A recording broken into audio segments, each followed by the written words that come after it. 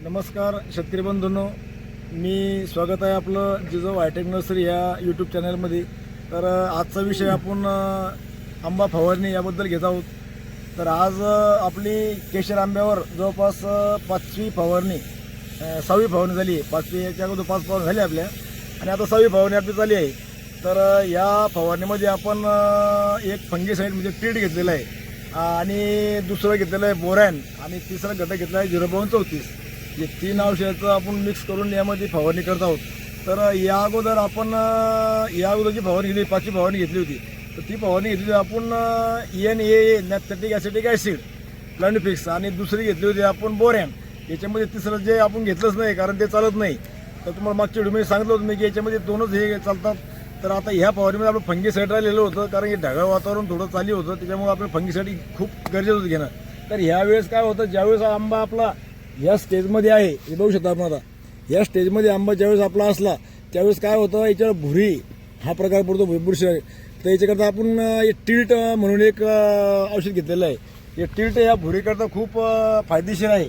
आणि दुसरा जे घेतला आहे आपण 0.34 मायक्रोडेट म्हणतो आपण त्याला, की जेणेकरून ते काय करतं माहिती आहे का, फळाची फुगवण क्षमता चांगली ठेवतं आणि सेटिंग मजबूत करतं। आणि तिसरा जो घटक घेतला आपण बोरॅन, मागच्या व्हिडिओमध्ये आपण बोरॅन घेतला होता, पण याच्यामध्ये सध्या बोरॅन घेतलेला आहे। बोरॅन काय करतं तुम्हाला मागच्या व्हिडिओमध्ये सांगितलेलं आहे, ते फळाची सेटिंग चांगलं करतं, फळाला चकाकी आणतं आणि फळ टिकून ठेवायची क्षमता वाढवतं बोरॅन। हे 3 घटक आपण यात घेतलेले आहे। आणि आता हे बघा, आता आपला आंबा जवळपास हरभरा साईज या प्रकारचा झालेला आहे, हे बघू शकता आपण। आणि खूप चांगल्या प्रकारे सेटिंग लागलेली आहे आणि तुम्हाला यावर कुठंही भुरी किंवा तुडतुडा हा दिसणार नाही, कुठंच नाही। हे बघू शकता आपण, एकदम मोहर हा चकाकीमध्ये मोहर आहे। हे शेंड्यावर जे आपण बघतो ना बुरशी भुरी, तर याच्यावर आपलं अजिबात काहीच नाही। तर ही 6वी फवारणी आपली आणि सकाळच्या टायमाला आपण ही फवारणी घेत आहोत कारण खूप फायदेशीर आहे सकाळची फवारणी। तर याच्यामध्ये आपण सुरुवातीला जे ताण बसला होता झाडाला आपल्या, म्हणजे पाऊस उघडल्यापासून जो ताण होता तो ताण आपला झाडाला बसला होता। तर त्याकरता आपण काय केलं, हलक्या हाताने पाणी सुरुवात केली। तर नंतर आपण त्याला सल्फर हे आपण सोडलं अगोदर। काय सल्फरचं कार्य काय आहे, सल्फर हे 2-3 प्रकारचं काम करतात। सल्फरमध्ये काय असतं, जी आपली मुळी थांबलेली आहे, आपण झाडाला ताण दिला होता, ही मुळी थांबलेली आहे, ही मुळी ते सुरू करतं आणि मुळी फ्रेश करून ते त्या झाडाला एक नवीन ताकद देतं। आणि तिसरा विषय म्हणजे बुरशी, आपण जी फंगीसाईड म्हणतो, हे सुद्धा ते काम करतं। आणि नंतर मग आपण काय केलं, 8 दिवसानंतर त्याच्यामध्ये परत पोटॅशियम नायट्रेट हे सोडलं आपण, आता काल परवा सोडलं मी ते, आणि चांगल्या प्रकारे सेटिंग आपली झालेली आहे, बघू शकता आपण। तर यामध्ये आपण 3 प्रकारचं औषध घेतलेलं आहे। पहिलं एक जे घेतलेलं आहे टिल्ट घेतलेलं आहे, आणि दुसरं जे बोरॅन, आणि तिसरं 0.34। तर ह्या स्टेजमध्ये आपल्याला ते औषध खूप घेणे गरजेचं आहे। तर बोरॅनमध्ये आपल्याला तुम्हाला पहिल्या अगोदर सांगितलेलं आहे मी, बोरॅनमध्ये काय असतं, तर बोरॅन हे फळाची चकाकी वाढवतं आणि फळाचं जे देठ आहे ते देठ मजबूत करतं आणि ते टिकवतं, हे बोरॅनचं काम आहे। आणि दुसरं जे टिल्ट म्हणलं होतं आपण तुम्हाला, बुरशीनाशक, ही जी भुरी असती ह्या वेळेमध्ये ज्या फळाच्या शेंड्यावर म्हणजे मोहरावर जी भुरी येते वातावरणामुळं, ही भुरी करता टिल्ट हे खूप फायदेशीर आहे, त्याकरता ते काम करतं। आणि तिसरा जो घटक आपण घेतलेला आहे 0.34 मायक्रोटनमध्ये मोडतं ते 0.34 ह्या फळामध्ये ह्या स्टेजमध्ये खूप आवश्यक आहे आणि प्रत्येकाने ते फवारणीमध्ये घेतलं गेलं पाहिजे, कारण याची फुगवण क्षमता सुद्धा वाढती। या फळाची जी फुगवण क्षमता आहे त्या 0.34 वाढती आणि फळ चकाकी आणि फळ हे मजबूत होतं। या 3ही औषधाचं खूप याच्यावर आपल्याला खूप एक चांगला रिझल्ट भेटतो। तर मंडळी, आता आपण हे जे 3 फवारणीमध्ये औषध घेतलेलं आहे, टिल्ट, 0.34 आणि बोरॅन, आता याचं महत्त्वाचं म्हणजे याचं किती घेतलं आहे आपल्याला, किती पाण्याला किती त्याचं प्रमाण काय आहे, तर हे प्रमाण खूप महत्त्वाचं आहे। तर आपण टिल्ट घेतला आहे 0.5, म्हणजे 1 लिटर पाण्याला अर्धा ml 0.5 हे घेतलेलं आहे। आणि 0.34 2 ते 3 ग्रॅम या प्रमाणात घेतलेलं आहे आपण 1 लिटरला। आणि तिसरं बोरॅन जे आहे आपलं, ते बोरॅन आपण 1 ग्रॅम घेतलेलं आहे 1 लिटर पाण्याला। तर ह्या प्रकारे आपण हे पाण्यामध्ये मिक्स करून हे प्रमाण घेतलेलं आहे। आणि आपण बघू शकता की आपण नियोजनबद्ध पहिल्यापासून फवारणी आपल्या चालली आहे। तर हे तुम्ही पाहू शकता, सेटिंग प्रत्येक मोहरवर तुम्ही सेटिंग पाहू शकता, एकदम जबरदस्त सेटिंग झालेली आहे।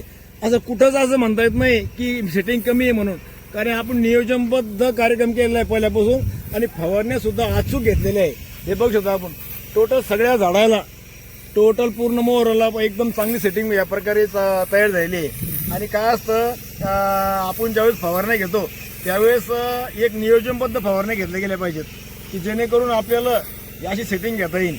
आणि हवामानानुसार एक फवारणी घेतली गेली पाहिजेत. तर याचा बराचसा आपल्याला फायदा होतो त्या फवारणीचा आणि वेळेवर ही फवारणी झाली पाहिजे. तर यामध्ये आपण ज्यावेळेस बागाला ताण दिला होता अगोदर, तर ज्यावेळेस सेटिंग नेमकी आपली बाजरीच्या दाण्यासारखी सेटिंग व्हायला सुरुवात झाली होती आंब्याची फळाची, तर त्यावेळेस आपण हलक्या हातानं पायाला पाण्याला सुरुवात केली होती. दोन्ही साईडला आपले लँटर टाकलेले आणि आपण बेडचं पहिले अगोदर काढलेले. तर याच्यामध्ये आपण सुरुवातीला हलक्या हातानं पाणी सुरुवात केली आणि त्याला सुरुवातीला सल्फर हे आपण सोडलं. सल्फर सोडल्यानंतर आपण 8 दिवसानंतर त्याला पण पोटॅशियम नायट्रेट सोडलं. तर सल्फरचा सोडायचा विषय हा आहे की सल्फर सोडायला आपण ज्यावेळेस आपण याला पाणी दिलं होतं तर त्यावेळेस काय असतं, पाण्याच्या अगोदर जी मुळी थांबलेली असते, कारण ऋतुमानुसार आंब्याची मुळी थांबते, तर सल्फर हे बरंचसं काम करतं, आपलं मुळी फ्रेश करतं, धुवून काढतं आणि जमिनीची बुरशी आहे ते एकदा हे करतं. आणि दुसरं 8 दिवसानंतर आपण याला कालच्या दिवशी आपण याला पोटॅशियम नायट्रेट सोडलं. हे बघा वापसा कंडिशनमध्ये आपल्याला ही बाग ठेवणं पडते. जास्त आठही पाणी नको आपल्याला. पाणी ज्यावेळेस चालू करायचं आहे, ज्यावेळेस आपलं तापमान टेम्परेचर वाढलं तर आपला जो बाग आहे हा बाग एक थंड राहण्याकरता आणि टेम्परेचर मॅनेज करायकरता आपल्याला मधून एक पाट पाणी सोडणं पडतं. तर सध्याची गरज नाही. जे जसं आपलं फेब्रुवारी मार्चमध्ये ज्यावेळेस तापमान वाढन त्यावेळेस आपल्याला मधून पाट पाणी हे सोडता येईल, जेणेकरून हे टेम्परेचर हे कंट्रोल होईल आणि आपल्या बागामध्ये थंडावा राहील. तर बघू शकता आपण आता या साईडला दोन्ही साईडला आपण पाणी सोडलेलं आहे आणि वापस कंडिशनमध्ये आहे सध्या. तर फवारणीची जी वेळ जी आहे आपली ही आपल्याला फवारणीची वेळ जी सकाळी आणि किंवा संध्याकाळी या टायमामध्ये आपल्याला वेळ झाली या फवारणीमध्ये आपण केली पाहिजे. सकाळी वातावरण शांत असतं आणि याला उन्हाचं जास्त हे नको. उन्हामध्ये फवारणी कधीच घ्यायची नाही. एक तर संध्याकाळी 4च्या नंतर घ्यायची किंवा सकाळी 6च्या नंतर घ्यायची. 10 वाजायच्या आत ही फवारणी आपली झाली पाहिजे की जेणेकरून आपल्याला फवारणी चांगल्या प्रकारे करता येईल. तर एकत्रित फवारणीचे फायदे, तर एकत्रित फवारणीमध्ये काय होतं, आपण जे 3 औषध घेतलेले आहे याच्यामध्ये, तर एकत्रित फवारणी फायदे असे होते की आपल्याला ट्रीट जे आहे आपल्याला भुरीपासून हे करतं आणि बोरेन जे आहे हे बोरेन आपली चकाकी आणि मजबूत वाढवतं. आणि दुसरं जे आहे आपलं 05234, तर याच्यामध्ये काय होतं, फळाची जी फुगवण आहे ती फुगवण वाढती आणि फळ टिकून राहतं. तर एकत्रित जे आपण फवारणी घेतली याचे हे फायदे भरपूर आपल्याला आहे. तर यामध्ये महत्त्वाचा मुद्दा म्हणजे आपलं काय झालं, आपण जे शेतकरी कल्टर वापरतात आंब्याच्या बागाला, तर याच्यामध्ये काय असतं, कल्टर एक रसायन आहे, ते चांगलं तेवढं आहे आणि धोकादायक बी तेवढं आहे. पण कल्टर वापरल्याने काय होतं, आपले जे आंब्याचं जे मोहर आहे हा मोहर 1 टाइम निघतो.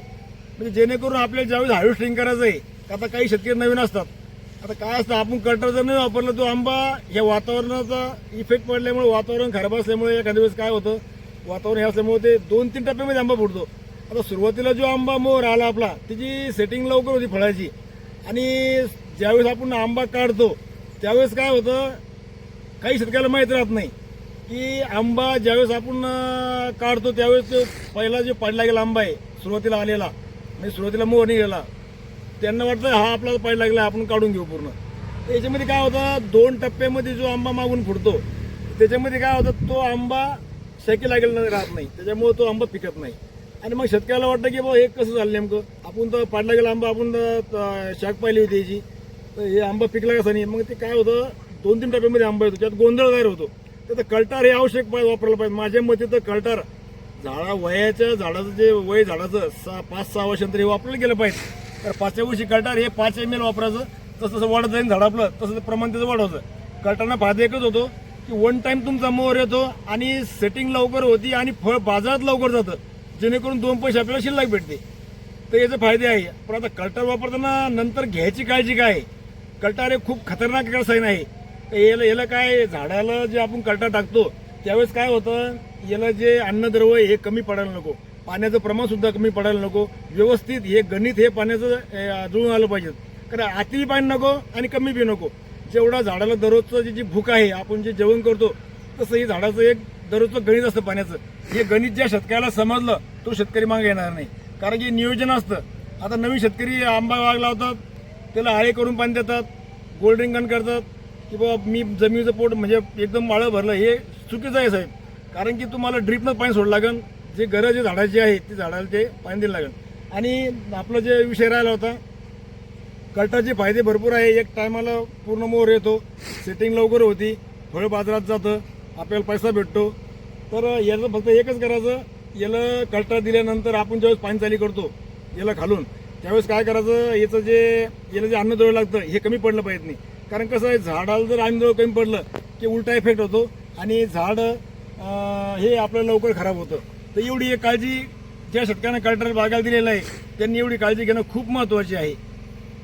हे नियोजनबद्ध तुम्ही फवारण्या झाल्या पाहिजेत. तुम्हाला याच्या मागच्या व्हिडिओमध्ये आपण ज्या 4-5 व्हिडिओ तुम्हाला टाकलेले आहे, यामध्ये पहिल्या टप्प्यापासून आपण फवारण्या तुम्हाला सांगितलेल्या आहे कशा घ्यायच्या तर.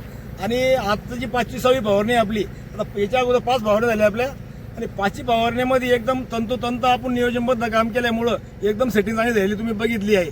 आणि 6वी फवारणी आज तुम्हाला मी सांगितलेली आहे. तर हे एवढं फक्त लक्षात ठेवा शेतकरी बंधूंना की या फवारण्या तुमच्या चांगल्या झाल्या पाहिजेत, नियोजनबद्ध झाल्या पाहिजेत, जेणेकरून आपल्याला सेटिंग चांगली होईल. तर हा व्हिडिओ तुम्हाला, याच्या अगोदरचे व्हिडिओ तुम्ही बघितले आपले, तुम्हाला हा व्हिडिओ कसा वाटला हे तुम्ही आम्हाला आमच्या जे चॅनल आहे जिजाऊ हायटेक नर्सरी, हे चॅनल तुम्ही हे पाहत आहात.